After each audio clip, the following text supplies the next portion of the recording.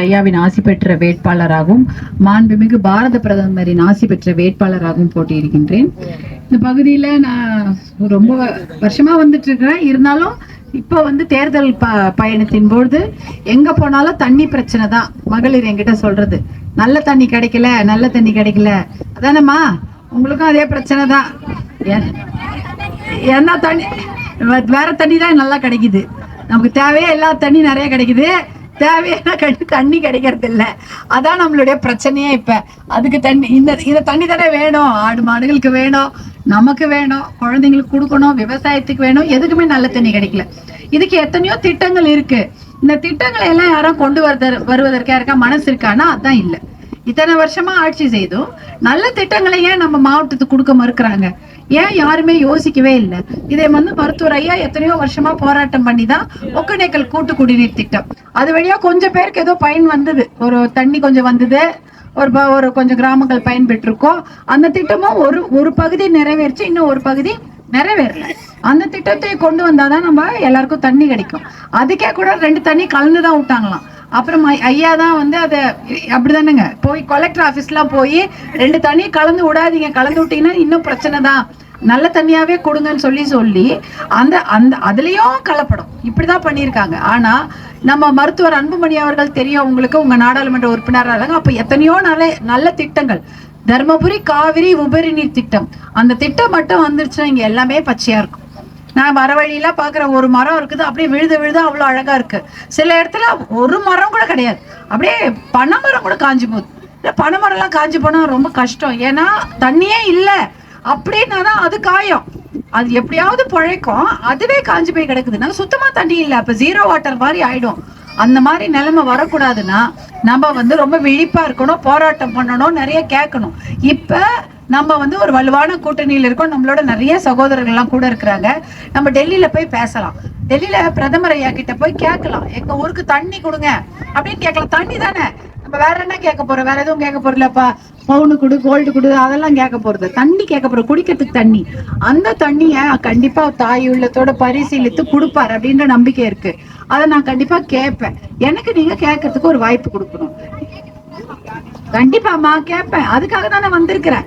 இல்லைன்னா நம்ம என்ன, உங்களுக்காக பேசுறதுக்கு மருத்துவர் ஐயா இருக்காங்க, அன்புமணி அவர்கள் இருக்காங்க, நம்ம சட்டமன்ற உறுப்பினர், நாடாளுமன்ற உறுப்பினர், கூட்டணி கட்சியில இருக்கிறாங்க. நானும் போய் கேட்பேன். ஏன்னா எனக்கு நம்ம கஷ்டம் தெரியும், பெண்களுக்கு பெண்களுடைய கஷ்டம் தெரியுமா இல்லையா? நான் உங்க வீட்டு பெண்ணா போய் கேட்பேன். நம்ம பசங்களோட வாழ்க்கை தான் நமக்கு முக்கியம். எவ்வளவு சின்ன குழந்தைங்க இருக்காங்க, எல்லாம் படிச்சிருக்காங்களா?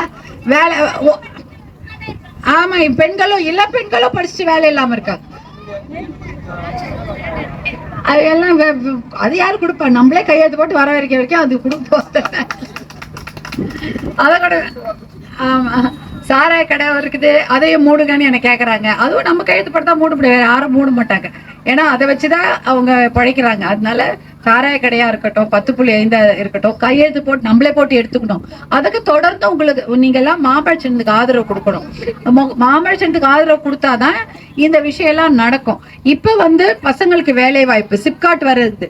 அந்த சிப்காட்டை கூட சட்டமன்ற உறுப்பினர், நம்மளுடைய சட்டமன்ற உறுப்பினர் அவ்வளவு சத்தம் போட்டு சண்டையை போட்டுதான் வாங்கிட்டு வந்திருக்காரு. சிப்காட் வருது, அந்த சிப்காட்ல தொழிற்சாலைகள் வரும். தொழிற்சாலைகள் வந்தா நம்ம குடும்பத்துல ஒருத்தருக்காவது தருமபுரியில நல்ல வேலை கிடைக்கும். பெண்களா இருக்கட்டும், ஆண்களா இருக்கட்டும், யாருக்குமே தான் கிடைக்கலையே. அதனால இந்த 2 திட்டம் தான் நான் முதல்ல பார்க்கணும்னு நினைக்கிறேன். ஒண்ணு தண்ணி, இன்னொன்னு வேலையில்லா பிரச்சனை. 2த்துக்கு தான் முதல்ல என்னுடைய உழைப்பு இருக்கும். கடுமையா உழைக்க தயாரா இருக்கிறேன். நீங்க ஓட்டு போட தயாரா மாம்பழத்துக்கு? சரிம்மா, அப்ப மாம்பழ சின்னத்துக்கு ஓட்டு போடுங்க. கண்டிப்பாக இந்த விஷயங்கள் எல்லாம் நான் செய்வேன். உங்க எல்லாருக்கும் தெரியும், நல்ல நல்ல திட்டங்கள் தருமபுரிக்கும் கிராமப்புறத்துக்கும் வந்திருக்கிறது என்றால் அது மாம்பழ சின்னத்தாலதான். 108 ஆம்புலன்ஸ் அந்த சின்னம் அரசு தருமபுரி தான். என்னோட பிரச்சார வீரங்க முன்னாடி நிக்கிறாரு. அதனால மருத்துவக் கல்லூரி, அதாவது மருத்துவமனையா இருந்தா நல்ல டாக்டர் தான் பார்ப்பாங்க. மருத்துவமனையில கூட நல்ல அரசு டாக்டர்கள் பார்ப்பாங்க.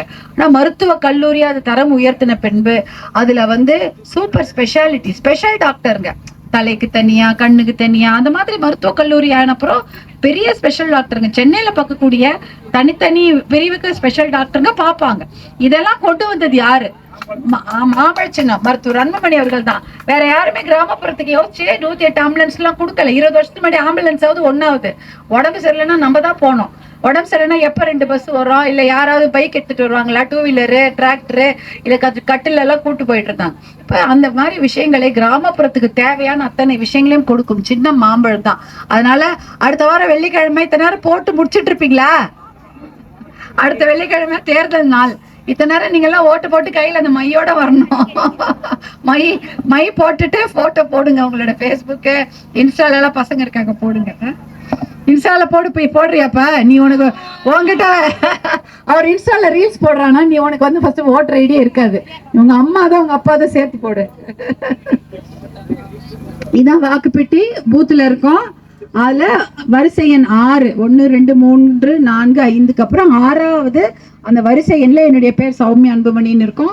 பக்கத்துல என்னுடைய புகைப்படம் இருக்கும், மாம்பழ சின்னம் இருக்கும். ரெண்டுத்தையும் மறக்காதீங்க மாத்தி. இது கீழே நிறைய பெண்கள் படம்லாம் இருக்கும்.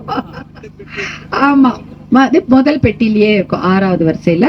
இந்த மாம்பழ சின்னம் நல்லா தெரியுது, நல்லா பளிச்சுன்னு தெரியுது. ஆமா ஆமா ஆமா. ஆனாலும் இதுக்கு போடுங்க, எல்லாம் மலரும், எல்லாம் ஓகேவா? மாம்பழத்துல அந்த எதிர்க்க இருக்க அந்த பட்டனை நல்லா அமுத்துங்க.